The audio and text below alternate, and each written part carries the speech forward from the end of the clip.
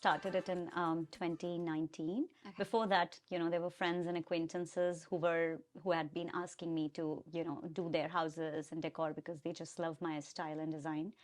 So Nice. yeah. Well, how would you explain your style and design? Like if you So could I sum it up. think no, my style and design would be like dependent on what the client wants. It's completely client centric. I can create like glam, I can create vintage glam, I can create simple, modern, rustic, farmhouse modern, anything. But I think if there are clients who do tell me that, okay, this is on you, do what you want. So I do add a lot of modern features with some glam elements, especially if it's a formal living or a family room. And how did you learn to like people will come to me and they're like, "Oh, because you're a photographer, I'm sure you know how to like design the space." I'm like, "No. It's like its own, arts, its own eye you have to have." So how did you learn how to do it? I think for me, it was mainly about, looking at how to create that place of comfort and then adding decor items on top of it. So I think in every room or every space that I do or I take as a project, I just try to see what the client is looking for in terms of functionality. Say if it's a family room, it's like a lounging place for the family and kids and also hosting and entertaining guests. So it should be fully functional, but adding some more decor items and some nice cool looking furniture which is good looking, and it creates the right vibe. So I think this is how I mainly design It's each like and a everything. process that you have. It It's is. not just like a boom. Yes, it is a process. Tell me a little bit about your process of interior design and decor.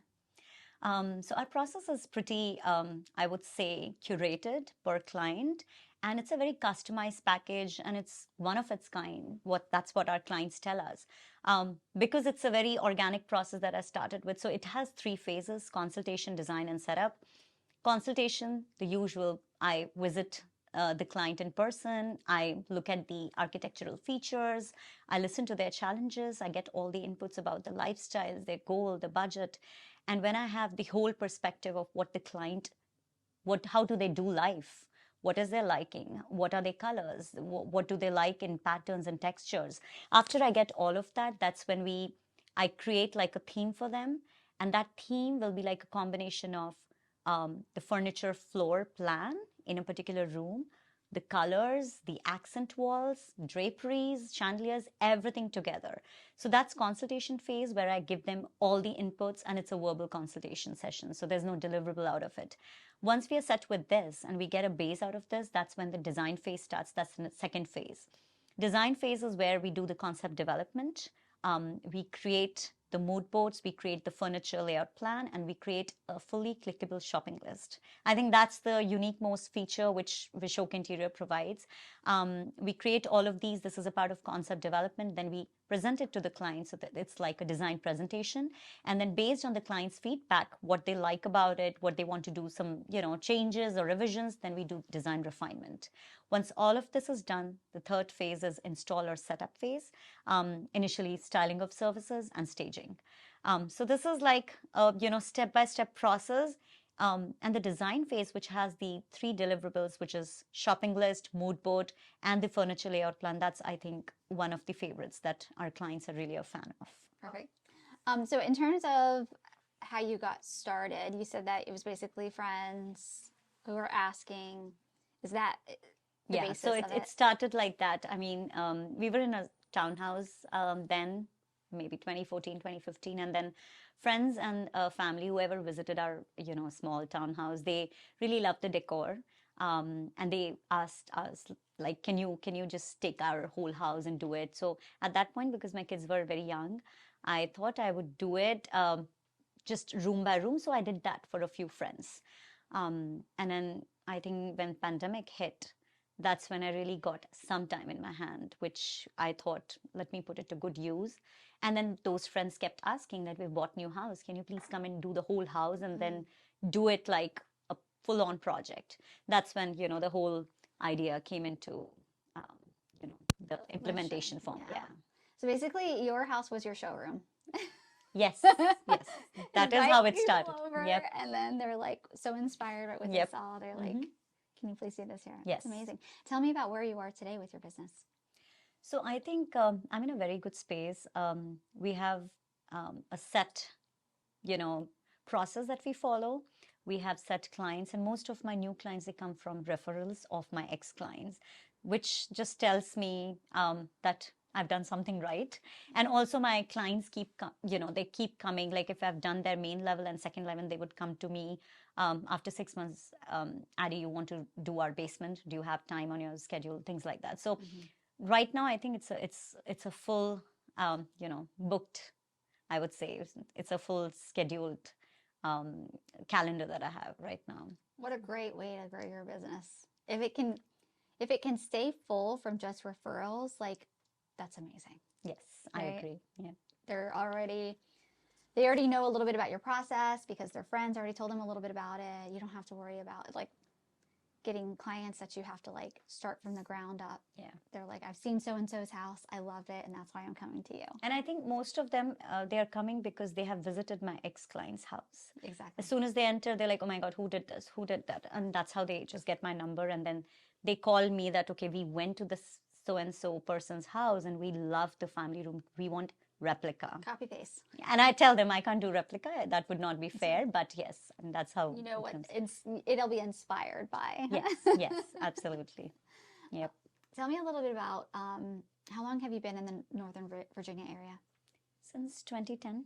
Okay, so you've been here for quite a while. Yeah. And how about before that? So I came to US in 2008. Okay. So we just moved to Atlanta where my husband had a project, and then we moved for the second project to DC. And since then, we've never been able to leave.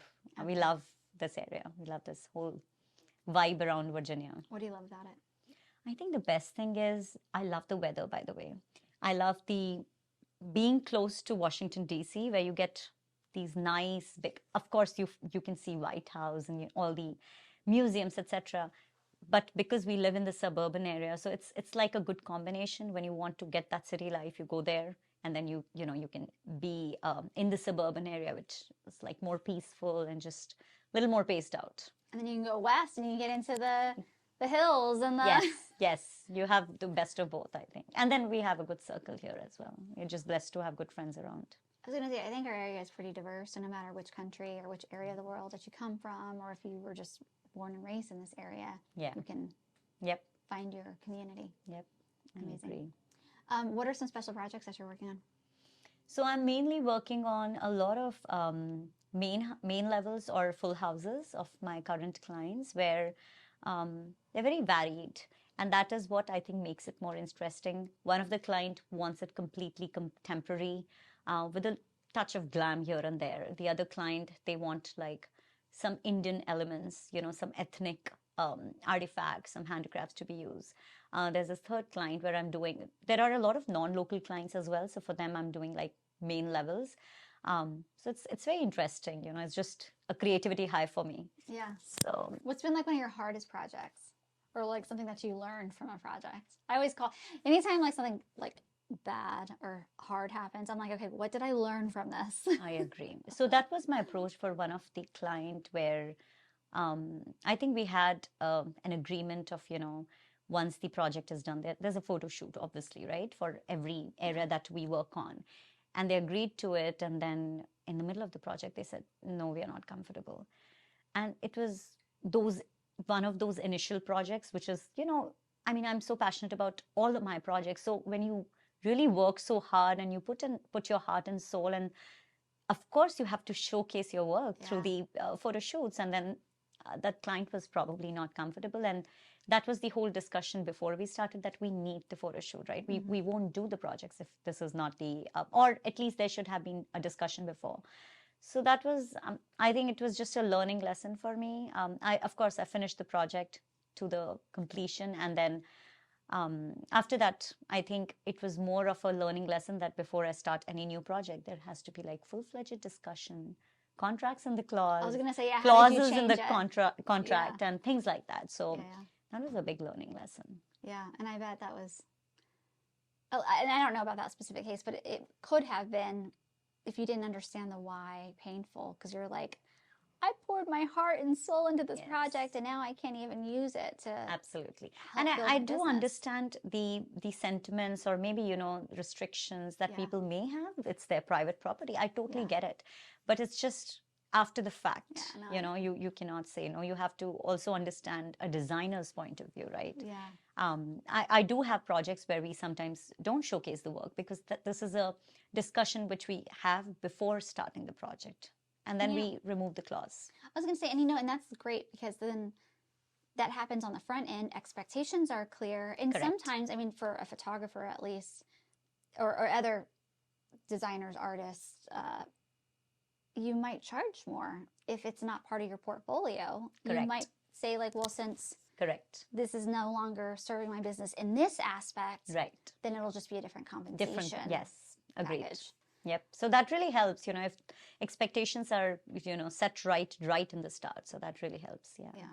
So tell me about your kids in terms of, you know, how do they see and you as you're building this business?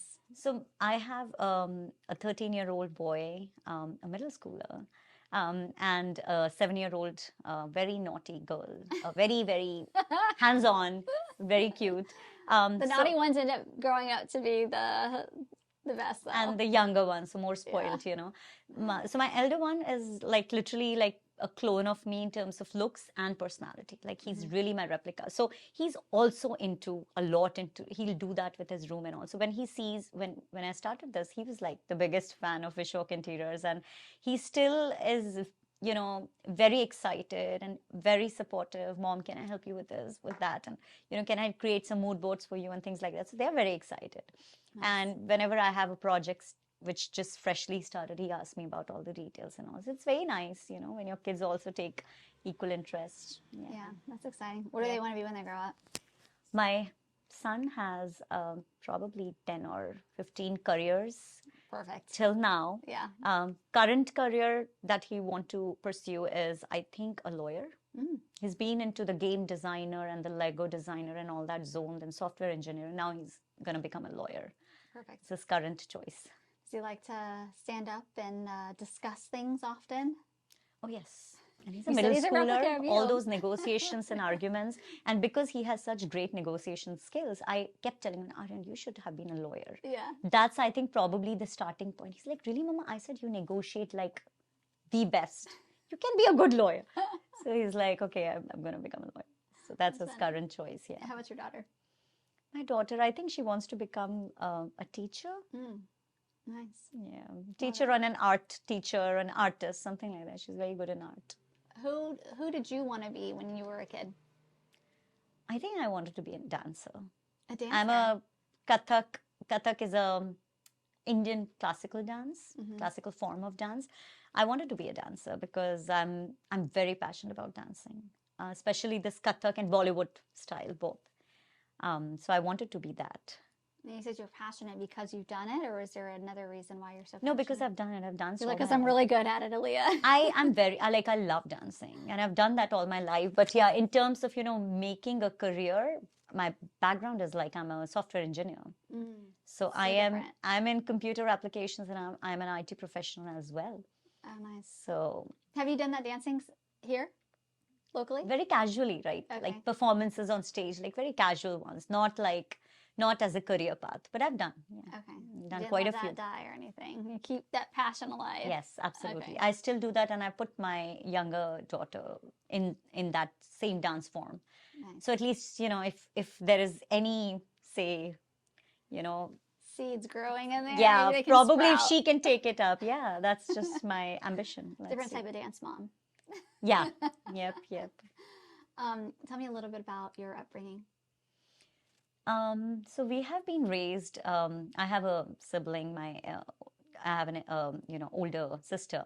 So we've been raised in a very modern, I would say, a very open-minded kind of environment. My dad always treated us like he has two boys. Because back when we were growing up in India, especially in those times, like I was born in 1981, those times they were not really like open. And there was no equality, I would say, for, you know, a girl and a boy. But the way my dad has brought us up, I never felt like I'm a girl who can be a little anything, you know, which is not capable of what a boy can do. Yeah. So I think it's very modern and it's very open-minded. They always taught us very good things about, you know, compassion, kindness, compassion for poor people, kids, for animals, all of those things. So we've just been in that kind of environment. And I think that's the reason why we are creating that environment for our kids, like me and my husband.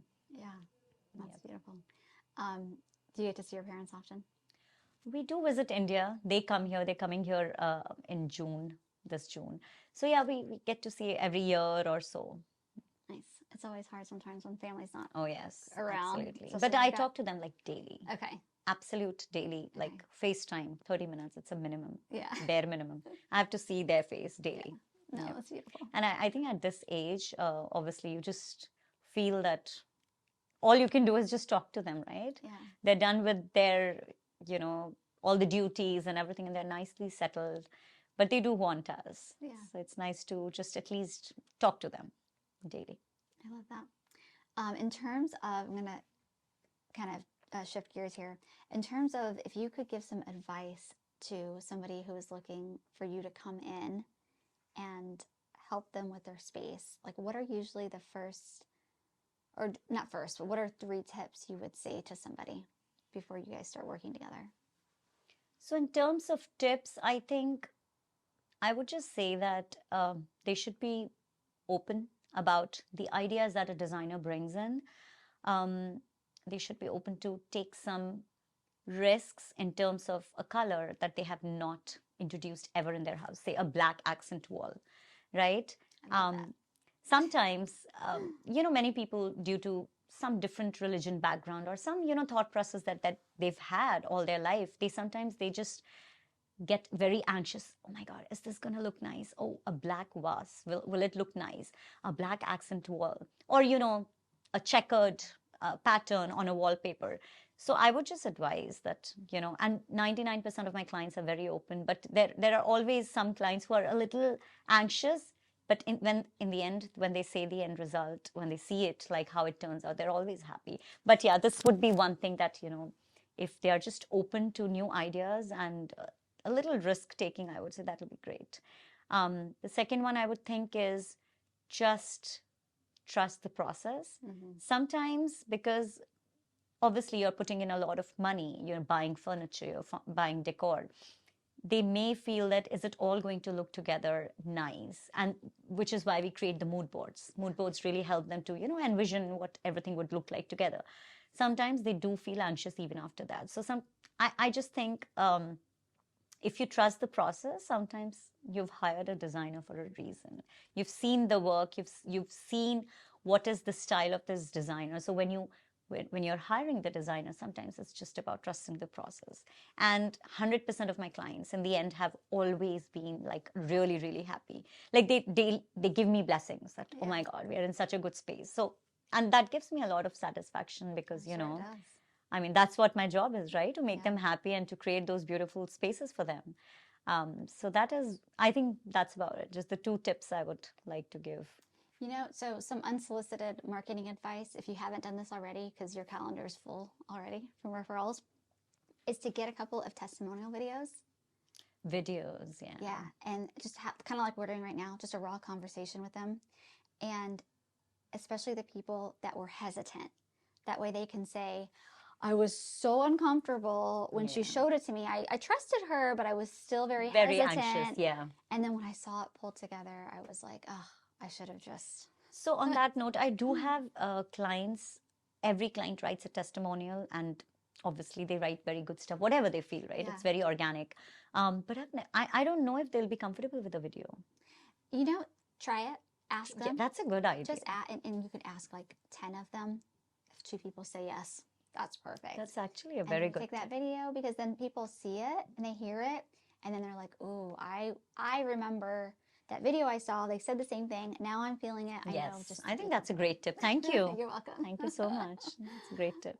Just to kind of wrap this up, what would you say, like, where do you see your business shifting in the future, or even just the interior design business shifting in the future overall? For my business, I think, of course, I don't have like any strategic plans as of now. It's just been very organic the way we've started and the way it is now. I do think probably 5 years down the line, I do see it growing leaps and bounds. I do have like a packed schedule right now, so I hope I'm able to, do justice and take up more projects and, give them more time. Um, and overall, I think interior design business, it's here to stay. I mean, obviously, with the kind of real estate market that we have right now. And I think it's after pandemic, since people are more homebound, I think people are opening up to, getting all the spaces done nicely and get that feel of, really living in that space, and having that feel good factor, not just, putting one recliner, one TV, and that's it. They do want to live in a nice space, which is a great change. So I think for interior design business, it's awesome. I It's love here to that. stay. Yep. Thank you so much for being on the podcast and for sharing so much with us. Absolutely. It was my pleasure.